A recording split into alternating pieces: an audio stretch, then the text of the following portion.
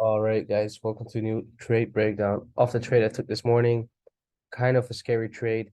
Well, I was scared. The trade was not scary. I also made a mistake in my pre-market analysis, which I will go over quickly. Um, yeah, let's just break it down. So we know that we had this bear structure, um, and that was why I was looking for lower pricing. If we go to 30 minutes, a bit more clear. We can see we had this low, higher high, bearish break, return to premium, bearish break, and then we formed this area over here. We formed New York highs, we formed Asia highs, and my pre-mark analysis, I said, and yes, my daily recap as well. I said, if I look for sales tomorrow or during London, uh, I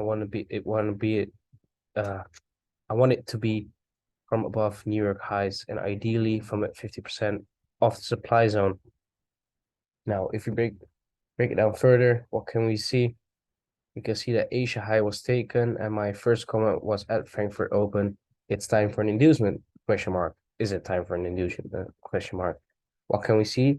Actually, it was a little bit higher at first, but FXCM feed changes sometimes.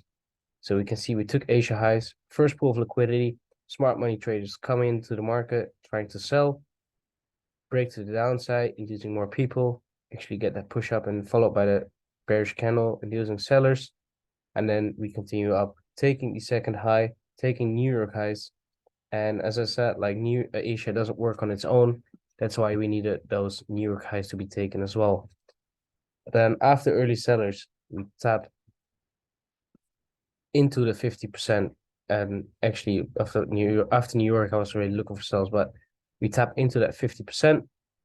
Price gives us bearish break. And this is where my hesitation came in because I didn't look at my journal yet because I have to still journal the trade. But I think this is my third or fourth trade in a row where I win, and I couldn't believe it. Like, oh, it can't.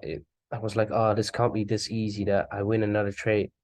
So I was scared, and I actually opened the trade here because look, this was at 310, so at 300, which is over here. I should have opened my trade. I opened a trade there.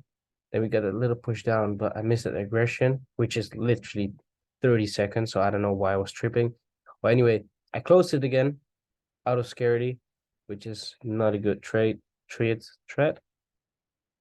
Anyway, not good behavior.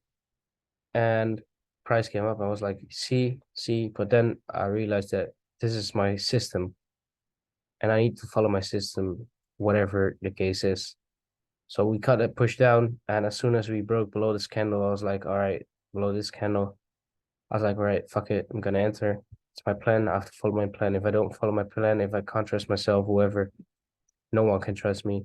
And yeah, I don't give my edge the room to play out. So over here, you can see me saying, yeah, minor break, and it's not lining up with the XY. Actually, I misread the XY because on the XY, on the pre-market analysis, I was looking at this range from this low up to this high, but actually this high and then this move down reaches new discount pricing from this low up to this high. So this was my last leg. And instead, when price came here to look for lower pricing, I just should have realized, or I should have seen earlier, that this is just discount and we can see higher pricing. And we can actually see after we reach the discount, we get that minor break over here and price continues up, taking out these highs, and then we get the move down. Um, and that's basically this trade over here. Breaking below here, we reduced stop loss. There was not much to reduce, so I just kept it on. 4R took my 80%, and I was actually targeting previous daily lows as we had this bearish range on. So if we zoom out a little bit, we can see that that we had this bearish range and I was targeting these lows. I gotta give a shout out to MK because I was reading some of his stuff and he said trading is not for money, it's just to become better. And that's why I set up side hustles, because I don't want trading to be my main income. and I had to realize it here, and it helped me to keep the trade, continue, and unfortunately, after my partials, it came to 1 to 7 ish. Yeah, 1 to 7, and then price turned around and went back to break even. So totally, we banked 3.2%. Happy with it. I think it was slightly lower. I don't know. Just kept this one at 4R.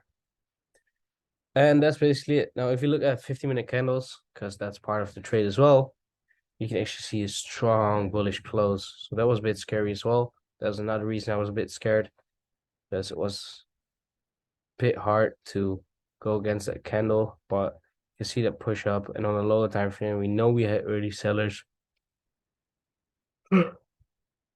Yeah, that's basically it. That's it. We have to cover something else. Is your price behavior? No, it was pretty. Another reason to that I kept looking for that short is because Asia high and this one kind of formed relative equals, and just because we follow the range and we took internal range liquidity, so I was targeting external range liquidity. Yeah, that's it. That's the trade. Um, I explained the DXY.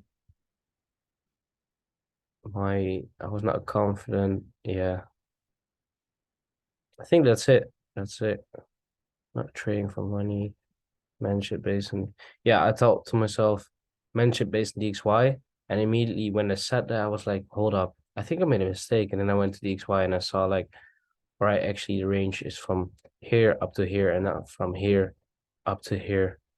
And then it helped me to expect higher pricing. Although we didn't get it, I took my partials anyway. So yeah. All right, that's it, guys. Peace out. Good luck. Catch you guys later.